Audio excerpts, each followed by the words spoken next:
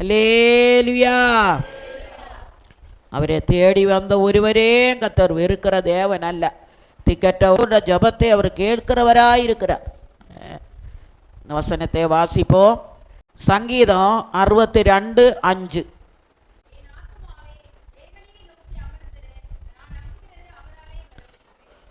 இரக்கமுள்ள தேவனே, உயிர்த்தெழுந்த கால வேளைக்காக நன்றியோடு துதிக்கிறோம். இந்த வாரத்துக்கு குறிதான இந்த வசத்தை அடியனுக்கு கத்தர் கொடுத்தீரப்பா. கத்தர் இதை ஆசீர்வத்து தாருவாண்டவரே. ஜனங்களோடு கத்தர் பேசட்டும். வேதனையோட துக்கத்தோட துன்பத்தோடு வந்திருக்காங்கப்பா. அவங்களுக்கு தேவன் ஆறுதல் சமாதானத்தை கொடுப்பீராக. பேசுகிற வசனம் அவங்களோட உள்ளத்தில் கிரியை செய்யட்டும்ப்பா. நமக்கு ஸ்தோத்திரம். தாழ்த்தி இம்மட கரங்களை தருகிறோம் இயேசுவின் நாமத்தில் பிதாவே, ஆமேன். சங்கீதம் 62:5. என்ன ஆத்துமாவே தேவனே நோக்கி அமர்ந்திரு, நான் நம்புகிறது அவரால் வரும். ஹல்லேலூயா. முதலாவது ஆத்துமாவுக்கு, நம்மட ஆத்துமாவுக்கு தேவன் சொல்றார். வசனத்தை வாசிப்போம். சங்கீதம் 42:5. நம்மட ஆத்துமாவுக்கு கர்த்தர் சொல்லுகிறார்.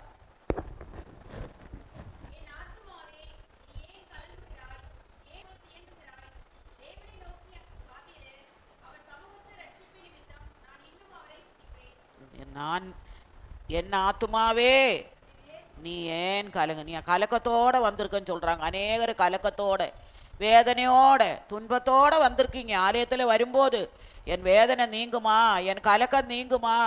உலகத்தில் இருக்கிறோம், 6 நாள் உலகத்தில் இருக்கிறோம். 7ஆம் நாள் இன்னைக்கு தேவத்தில் வந்திருக்கு. வேதனையோட கலக்கத்தோட கத்தர் சொன்னார் காலையிலே என்கிட்ட. வேதனையோட எத்தனையோ பேர் வந்திருக்கு. உலகத்தில் நம்ம இருக்கிறோம். துன்பம் இருக்கு, துயரம் இருக்கு, வேதனை இருக்கு. ஆண்டவர் இந்த ஆத்துமாக்கு சொல்றா, நீ அமைதலாயிரு, நான் உன்னோடு இருக்கிறேன். வேதனைகளை நான் அறிகிற தேவன். உன் வேதனையை நீ ஏன் கலங்குகிறாய்? நீ கலக்கத்தோட வந்திருக்கிறேன். ஏன் எனக்குள்ள தேங்குகிறாய்? தேவனை நோக்கி அமர்ந்திருந்து கத்தர் சொல்லுங்க. கத்தர் தேவ சமூகத்தில் வந்திருக்கிறோம். கத்தர் நமக்கு ஆறுதல் தருகிறவர், சமாதானத்தை தருகிறவர், நம்மளை ஆறுதல் படுத்துகிறதான தேவன். துக்கத்தோடும் வேதனையோடும் கலக்கத்தோடும் வந்திருக்கிற பிள்ளைகளுக்கு கத்தர் சொல்றார், உனக்கு நான் ஆறுதல் தருவேன், சமாதானத்தை தருவேன். உலகம் எல்லாம் 6 நாள் உலகத்தில் சுத்திட்டு இன்னைக்கு நம்ம உட்கார்ந்துருப்போம். தேவ சமூகத்தில் வர என்னோடு கத்தர் பேசப்பா, நான் போயிருக்கிறோமாப்பா, என் வேதனையை கத்தர் மாற்றுவோன்னு வேதனையோட வந்திருக்கீங்க. அடுத்த வசனத்தை வாசிப்போம். 103ஆம் சங்கீதம் 1 வசனம்.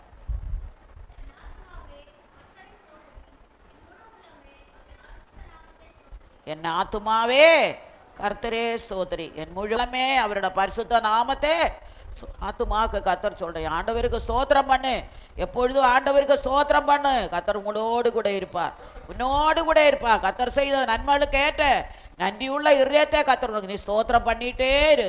கத்தர் உன்னோடு கூட இருப்பார். அது மட்டுமல்ல, சங்கீதம் 103:22 வாசிங்க.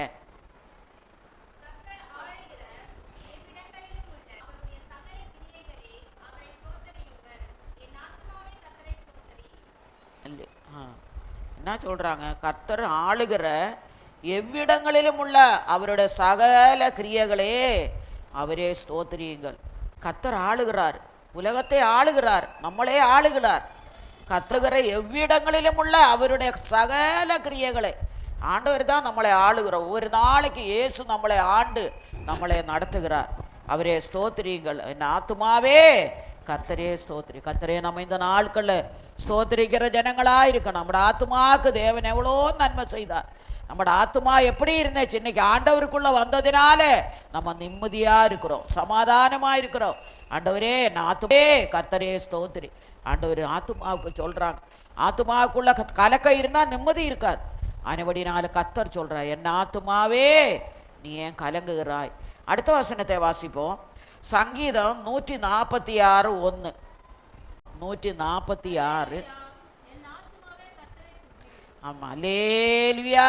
என் ஆமாவே கர்த்தர் அல்லேலியான்னு சொல்லுவோம். தேவனுக்கு மகிமை செலுத்துறோம். பரலோகத்தின் பாஷை தான் அல்லேலியா. அல்லேலியா எப்பொழுதும் வெளிப்படுத்தலை நம்ம வாசிக்கிறோம். பரலோகத்து போய் இறங்கும் போது அங்கே அல்லேலியா சத்தம் தான் இருக்கு. இங்கே நம்ம எவ்வளோ அல்லேலியா சோத்திரம் சொல்றாங்களோ, அங்கே போனால் கத்தர் தானாவே நம்மளோட வாயில் அந்த பாட்டை கத்தர் தருவார். ஆனபடினால் இந்த நாட்களில் நம்மளோட ஆத்துமாவுக்கு தேவன் செய்த நன்மை என்ன நீங்க உலகத்தில் அசுத்தங்களுக்கு பதபடி தேவனே தெரிந்து கொண்டு உள்ளத்தோடு சமாதானத்தோடு தேவ சமூகத்தில் நம்முடைய ஆத்துமாவுக்கு கத்தர் செய்த நன்மையை நினைத்து என் ஆத்துமாவே கத்தரே ஸ்தோத்திரி, தேவனே நான் ஸ்தோத்திரிக்கிறேன், என் ஆத்துமாவுக்கு நீ நன்மை செய்தீரே நமக்கு நன்றியன்னு சொல்லும்போது கத்தர் நம்மளை ஆசீர்வதிக்கிறார். கத்தர் செய்த நன்மைக்கேற்றபடி நம்மளோட ஆத்துமாவுக்கு நமக்கு நன்மை செய்வோம். அது மட்டுமல்ல, நீதிமொழிகள் 23:18 வாசிப்போம். நீதிமொழிகள் 23:18.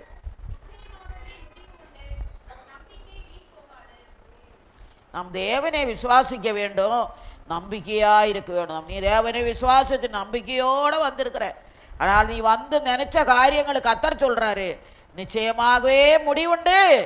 நம்பிக்கை, நீ நம்பிக்கையோடு இன்னைக்கு நீ வந்திருக்கிற, உன் நம்பிக்கை வீண் போகாது. கத்தர் உன்னோடு கூட இருந்து நினைத்த காரியத்தை கத்தர் உனக்கு நிறைவேற்றி தருகிறவராயிருக்கிறார். அது மட்டுமல்ல, எபிரேயர் 7:19 வாசிங்க.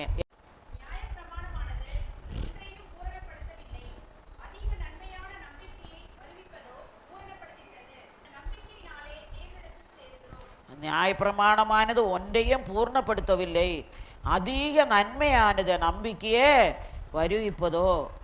நியாயப்பிரமாணமானது ஒன்றையும் பூர்ணப்படுத்தவில்லை, அதிக நன்மையானது நம்பிக்கையே வருவிப்பதோ. பூர்ணப்படுத்துகிறது. அந்த நம்பிக்கையிலே தேவனிடத்தில் சேருகிறோம். இந்த நாட்களில் நியாயப்பிரமாணமானது கத்தர் கொடுத்த நியாயப்பிரமாணத்தில் ஜீவிக்க வேண்டும். 10 கற்பனைகள் நியாயப்பிரமாணமாக கத்தர் கொடுத்திருக்கிறார். அந்த நியாயப்பிரமாணம் நம்மளை ஒவ்வொரு நாளும் நம்மளை நடத்துகிறோம். பூர்ணத்தின் பாதையில் கத்தர் இந்த நாட்களில் நம்ம நடத்தி கொண்டிருக்கிறார். வசனம் மூலம் தேவன் நம்மளை நடத்துகிறார். ஆனபடினால் இந்த நாட்களில் கொடுத்த வசனம் ஆனது கத்தர் வசனத்தின்படி ஜீவிக்க ஆண்டவர் நமக்கு உதவி செய்ய வேண்டும். அது மட்டுமல்ல, ரூத் 2:12 வாசிங்க.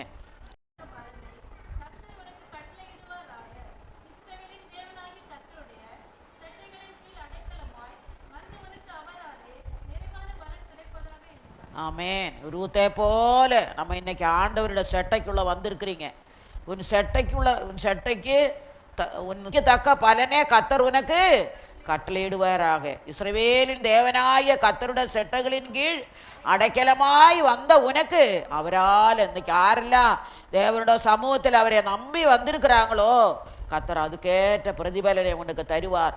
இஸ்ரவேலின் தேவனாய கத்தருடைய செட்டைகளின் கீழ் அடைக்கலமாய் வந்த உனக்கு அவரால் இன்னைக்கு நிறைவான பலனை ஆசீர்வாதத்தை கத்தர் உனக்கு தருவார். அந்த மாதத்தில் போன வாரமே மாதத்தின் வாக்குத்தத்த வசனங்களே நான் உங்களுக்கு சொன்னோம். இந்த முதல் ஆத்துமாவுக்கு சொல்றாங்க. 2வது வசனம் அமர்ந்திரு, என்ன ஆத்துமாவே தேவனை நோக்கி அமர்ந்திரு. வசனத்தை வாசிப்போம். சங்கீதம் 4:4.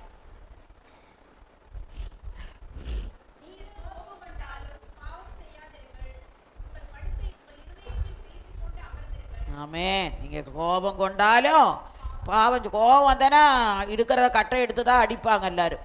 ஆனால் ஆண்டவர் சொன்னார், நீங்கள் கோபம் கண்டாலும் பாவம் செய்யாதீங்க, அடிக்காதீங்க, திட்டாதீங்க, உங்கள் படுக்கையிலே உங்களோட இருதயத்தை பேசிக்கொண்டு அமர்ந்துருங்க. சாந்தம் அமைதலும் தான் நமக்கு தேவை. இந்த நாட்களில் அதிகமான கோபம் நமக்கு வரும். ஆண்டவர் சொல்கிறாரு, நீ கோபம் கொண்டாலும், கோபம் வந்தால் உடனே பண்ணுவான். ஸ்கூலோட வாத்தியாரும் கூட தான் அடிக்கிறாங்க, கோபம் வந்துன்னா அடிக்கிறாங்க.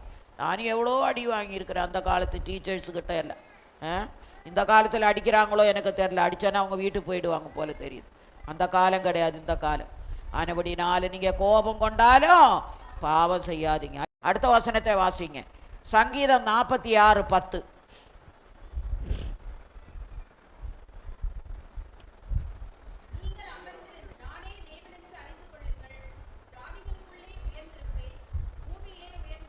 நீங்கள் அமர்ந்திருந்து நானே தேவன் என்று அறிந்து கொள்ளுங்கள், ஜாதிகளுக்குள்ளே உயர்ந்திருப்பேன், பூமியிலே கத்தர் உங்களை பூமியில உயர்ந்திருக்க பண்ணுகிற தேவன்.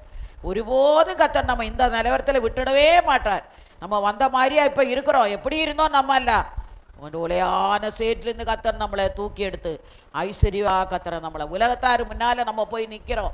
அவங்களுக்கும் நமக்கும் வித்தியாசத்தை கத்தர் கொடுத்துருக்குறாங்க. எவ்வளோ ஆசீர்வாதங்களை நான் எப்போவும் சொல்லுவேன், ஒரு துணியும் ஒரு அடுத்த துணி மாற்றுறதுக்கு இல்லை, துணி இல்லாமல் கஷ்டப்பட்டோம். இன்றைக்கி பெட்டி நிறைய துணி தான், எல்லாருக்கும் தான். ஆண்டவர் ஒரு குறையும் நமக்கு வைக்கல. கத்தர் நமக்கு எல்லாம் கொடுத்துருக்குறார். ஒரு வேளை சாப்பிடாவிட்டாலும் அடுத்த நேரம் நல்ல ஆகாரத்தை கத்தர் நமக்கு கொடுக்குறாங்க. கத்தர் நம்மளை உயர்த்தி தான் வச்சுருக்க. நீங்கள் யோசித்து பாருங்கள், மற்றவங்களோட ஐயா அடிக்கடி சொல்லுவாங்க, ஒருத்தரையும் குறவை சொல்லாதீங்க, உன்னே காயிலும் அவனுக்கு இன்னொரு கிருபையை கத்தர் கொடுத்து வச்சிருக்கிறார். நம்ம நினைப்போம், எத்தனையோ பேரோட காரியங்களை நம்ம பார்க்குறோம். அதுபடியான மனுஷர் லேசப்பட்டவங்க கிடையாது. உனக்கு இருக்கிற திறமை அல்ல, அந்த பிள்ளைக்கு இன்னொரு திறமையை கத்தர் கொடுத்துருக்குறாங்க. அதுபடினால நம்ம ஒருத்தரே அற்பமாக எண்ணாதீங்க. ஐயா அடிக்கடி என்கிட்ட ஏதாவது குறை சொல்ல போனேன்னா என்கிட்ட குறை எடுத்துகிட்டு வரக்கூடாது. அந்த மாதிரி இருந்த ஒரு மனுஷன் தானே எப்போன்னு நினைப்பேன். மற்றவங்களோட குறை பேசுறது அவங்களுக்கு பிடிக்காது. அதே போல் மற்றவங்கள நம்மளையிலும் மேலானவங்கள் எண்ணணும். அது மட்டுமல்ல, சங்கீதம் 62:1 வாசிங்க.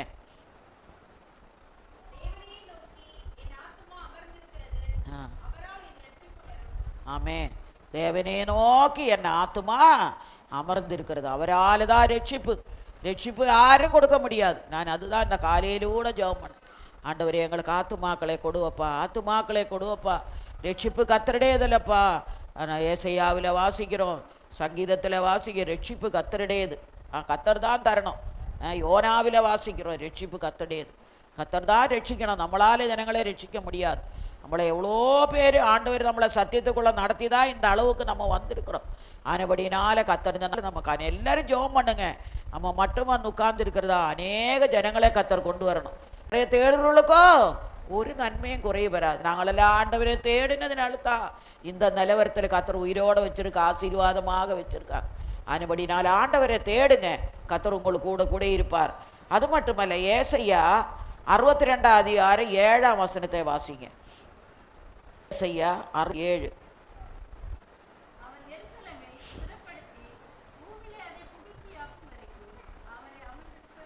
அவரை எருசலேமே ஸ்திரப்படுத்தி பூமியிலே அதை புகழ்ச்சியாக்கும் வரைக்கும் அவரை அமர்ந்து. எருசலேம் சொல்ற நான் தான் தேவனோட சபை. எருசலேம் சொல்வது அந்த சபை தான் தேவனுடைய ஆலயம். எருசலேம் நம்ம இங்கே இருந்து இருக்கிறோம், நம்ம சந்தோஷப்படணும், நம்ம மகிழ்ச்சியாக்குறது தான் தேவனோட வேலை. அதுபடி என்ன இருந்தாலும் கோபத்தை அமக்கிருங்க, அமர்ந்திருங்க. நானே அமர்ந்திரு தேவனென்று அறிந்து கொள்ளுங்கள் சொல்றாங்க. அதுபடினால எல்லா கோப சுபாவத்திலிருந்துன்னு கத்தர் நமக்கு விடுதலை தரணும். முதலாவது ஆத்மாவுக்கு சொல்றாங்க, ரெண்டாவது அமர்ந்திருங்க, அடுத்தது நம்புகிறது. அடுத்த பாயிண்ட் வாசிங்க. எபிரேயர் 11:1-2.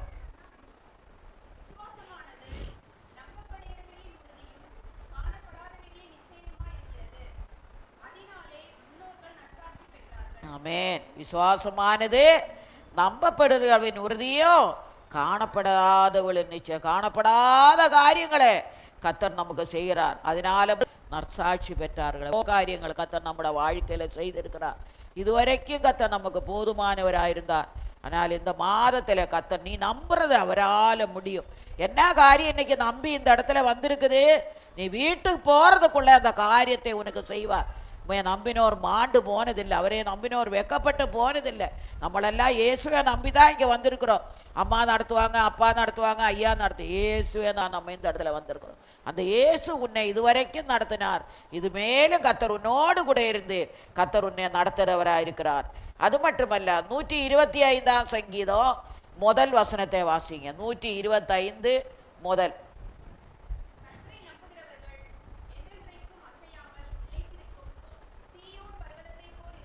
ஆமே, கத்தரே நம்புகிறவர்கள் என்றென்றைக்கும் அசையாமல் வைத்திருக்கும் சியோன் பர்வதத்தை போல் இருப்பார். நாட்கள்ல அவரை நம்பி வந்த ஜனம் சியோன் பர்வதம், அது எவ்வளோ பெரிய பர்வதம், வலிப்பமான ஸ்தானம், எவ்வளோ பெரிய உயரமானது சியோன் பர்வதம். அதே போல கத்தர் இந்த மாதத்தில் உங்களை கத்தர் வைப்பாரா, கத்தர் உங்களை நடத்துவாரா. நீ அவரே நம்பி வந்திருக்கிறாங்க, அவ்வளோ உயரமான காரியங்களை, பெரிய காரியங்களை கத்தர் இந்த ஆட்களை நீ நம்பி வந்திருக்கிற காரியங்களை கத்தர் உனக்கு சொல்றார். அது மட்டுமல்ல, எரேமியா 3:23 வாசிங்க. எரேமியா 3:23.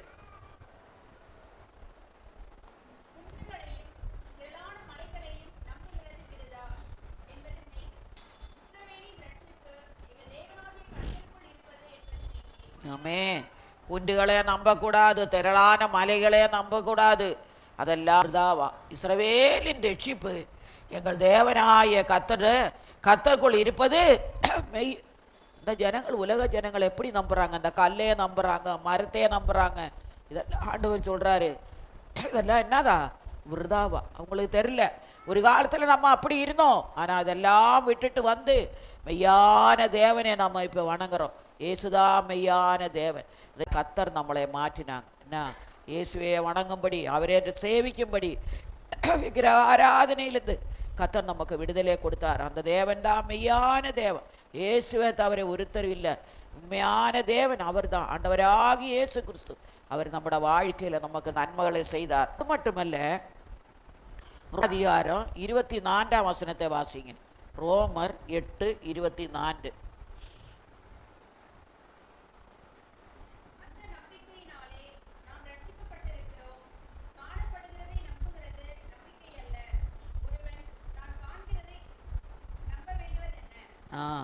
காணுனதே நாம் நம்பக்கூடாதா? காணாத காரியத்தை. ஆண்டவர் ஒருத்தர் இருக்கிறார் தான் தெரியும், ஆனால் நம்ம பார்த்ததில்லை. நம்ம நம்பிக்கையோடு இருக்கிறோம் பாருங்களேன். எங்கள் ஐயா அடிக்கடி சொல்லுவாங்க, வெளிநாட்டுக்கெல்லாம் போகணும்னு சொன்னேன்னா, அது பார்த்துட்டே நீ விசுவாசிக்கணுமா. எருசலேம் போகிறதுக்கெல்லாம் அவர்கிட்ட அதெல்லாம் சொல்லக்கூடாது. அவர் அதெல்லாம் பிடிக்காது அவருக்கு. பார்த்தா தான் அது நம்பணுமா? அப்படியெல்லாம் கிடையாது. நான் பார்க்காமலே நம்ம நம்பணுமா, அது இருக்குது, உண்மையாக அது இருக்குன்னு சொல்லி நம்பணுமா. அதே போல நம்ம இயேசுவான ஒருத்தர் இருக்கிறாருன்னு நம்ம ஒருத்தரும் பார்த்ததில்லை. இயேசுவை ஒருத்தராவது பார்த்துருக்கீங்களா? நீங்கள் யாராவது பார்த்துருக்கீங்களா? இல்லை. அவரே பார்க்கவே முடியாது. சூரியனே பார்க்க முடியும். அவரே சர்வ உலகத்தையே படைத்த தேவனே. அவர் என்ன சிருஷ்டிகத்தார். அவர் அக்கினி ஜுவாலியா இருக்கிறார். அவர் முகத்தை நம்மளால பார்க்க முடியாது. ஆனால் வசனம்தான், அவர் உண்மையாக ஒருத்தர் இருக்கிறாரு. ஆனபடினால தான் அவரே நம்ம நம்பி இருக்கிறோம். ஆனபடினால் இந்த நாட்களில் நம்ம நம்பணும், இயேசு இருக்கிறார், அவர் எனக்கு நன்மை செய்வார், அவர் என்னை ரட்சிப்பார், அவர் என்னை கொடுப்பார், அவர் என்னை ஆசீர்வதிப்பார், எனக்கு கேட்கறதெல்லாம் கத்த தருவார். ஆனால் கொஞ்சம் லேட் ஆகும். நம்ம உடனே கிடைக்காது. எந்த காரியம் உடனே நமக்கு தராது. மெதுவாக தான் கத்தர் நமக்கு தருவார். ஆனபடினால் இந்த நாளில் இயேசுவை நம்புங்க. அவரால் கத்தர் எல்லாவற்றையும் நமக்கு தருகிறாராக இருக்கிறார். அவரால் அன்றி வேற ஒருத்தரால் ரட்சிப்பு இல்லை. இயேசுதான் நமக்கு ரட்சகர். அடுத்த வசனத்தை வாசிப்போம். 84ஆம் சங்கீதம் 11ஆம் வாசிங்க.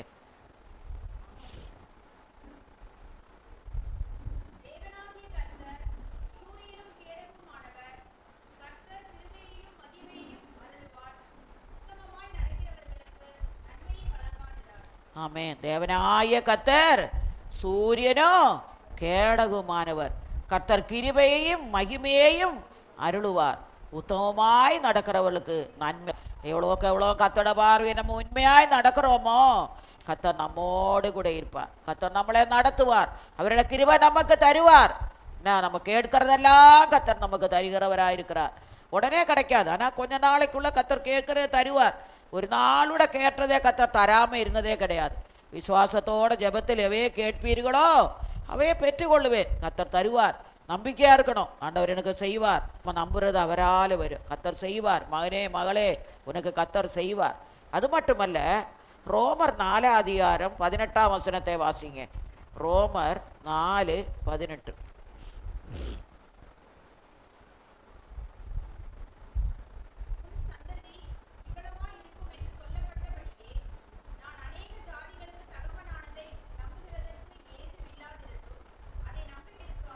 யாரை பற்றி சொல்கிறாங்க?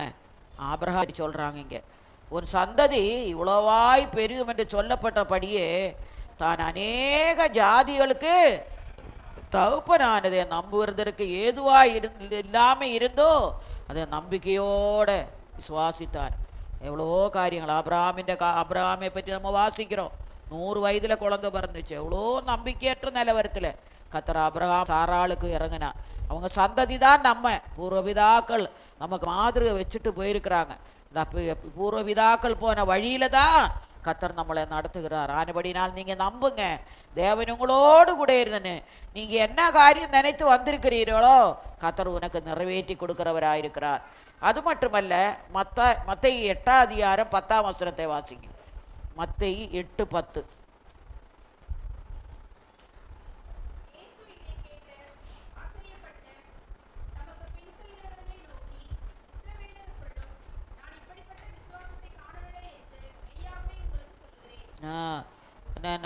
யாரு வந்து அந்த முதல் தான் ஆறு 100க்கு அதிபதி தானே சொன்னாங்க. நீ ஒரு வார்த்தை மட்டும் சொன்னா போதும், என் வேலைக்காரனே குணமாகும்.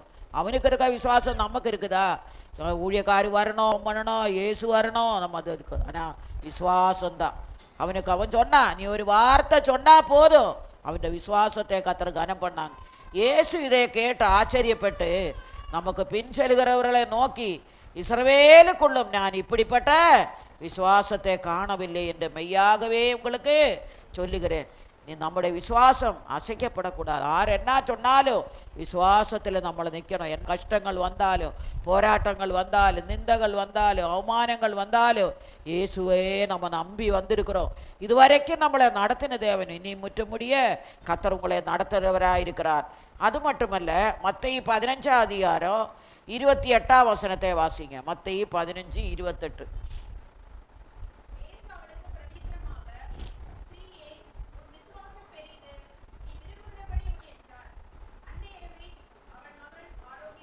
ஆமாம், அவள் வேதனையோட குழந்தைய கூட்டிட்டு தேவ சமூகத்துக்கு வந்தாங்க. அவளோட விசுவாசத்தை கத்தர் கண்டாங்க. இந்த குழந்தைக்கு கத்தர் சுகத்தை கொடுத்தா. அதே போல் நம்மளும் இந்த நாட்களில் வியாதி வர நேரத்தில் ஐயோ சோர்ந்து போகக்கூடாது. வியாதி வந்துச்சே, ஆண்டவர் எனக்கு விடுதலே தரல, எனக்கு கத்தரிடத்துல கேளுங்க. ஆத்துமாவுக்கு கத்தர் நமக்கு செய்கிற நன்மைகளை. 2வது அமர்ந்திருக்க வேண்டும். 3வது நம்ப வேண்டும். கடைசியில அவரால வரும். அவராலே வசனத்தை வாசிப்போம். ரூத் 2 அதிகாரம் 12 வசனத்தை வாசிப்போம்.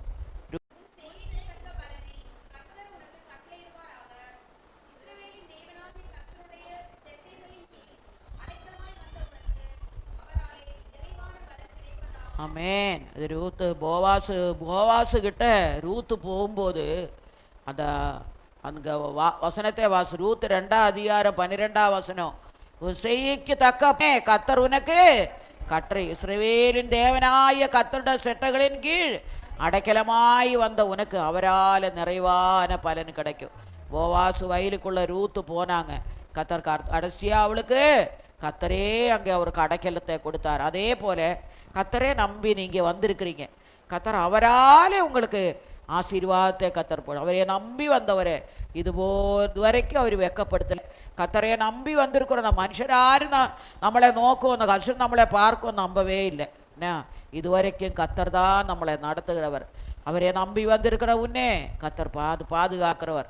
ரூத்துக்கு அவராலே பிரதிபலன், அவளுக்கு ரூத்துக்கு அடைக்கலை கிடைச்சது போல நமக்கும் எத்தனையோ ஜனங்களோட கண்களில் அடைக்கலை கிடைக்கும்படி கத்தர் உதவி செய்வார். நீ சில காரியங்களுக்காக சில மனுஷரிடத்துல போவோம். ஆனால் கத்தரை அந்த இடத்துல உனக்கு ஒரு ஆளை எழுப்பி தருவார். உனக்கு ஆதரவாக வேலையிலும் சரி, எல்லா இடத்துலையும் சரி, ஒரு ஆளை கத்தர் அந்த இடத்துல உனக்கு எழுப்புவார். என்ன, ஆனபடினால் இந்த நாட்கள் அவரே நம்பி வந்திருக்கிறதுனால அவராலே உனக்கு ஆசீர்வாதத்தை கத்தர் உனக்கு தருவார். அது மட்டுமல்ல, யோவான் 1 அதிகாரம் 3 வசனத்தை வாசிப்போம். யோவான் 1 அதிகாரம் 3 வசனம்.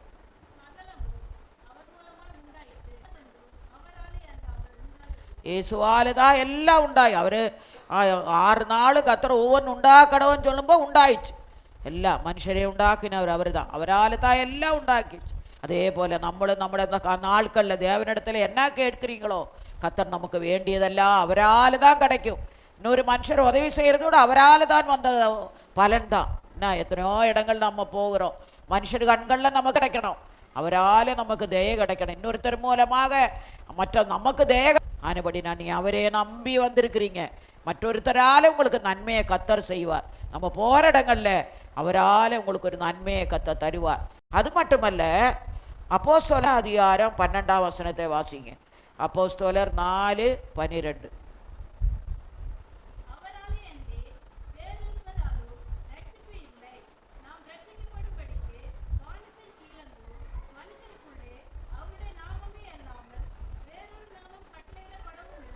இயேசுவாலே அல்லாத ரட்சிப்பு கிடையாது. அவராலேன்றி வேறொருவாலும் ரட்சிப்பில்லை. நாம் ரட்சிக்கப்படும் வானத்தின் கீழெங்கும் மனுஷனுக்குள்ளே அவரோட நாமமே அல்லாமல் வேறொரு நாமம் கட்டளையிடப்படவும் இல்லை. நீங்கள் இந்த நாட்களில் இயேசுவை பற்றி சொல்லுங்க, அநேகருக்கு சொல்லுங்க. கத்தர் நம்மளுக்கிட்ட நியாயம் தீர்க்க மட்டுமல்ல. 1 யோவான் 2 அதிகாரம் 27 வசனத்தை வாசிங்க. 1 யோவான் 2:27.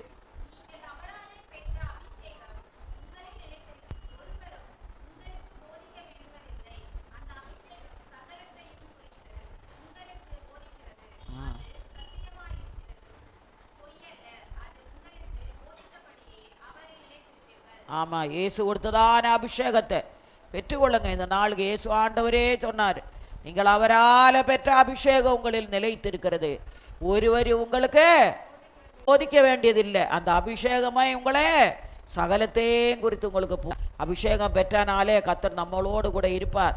எப்படி நடக்கணும், எப்படி செய்யணும், கர்த்தர் அந்த அபிஷேகம் நமக்கு சொல்லி கொடுப்பாங்க.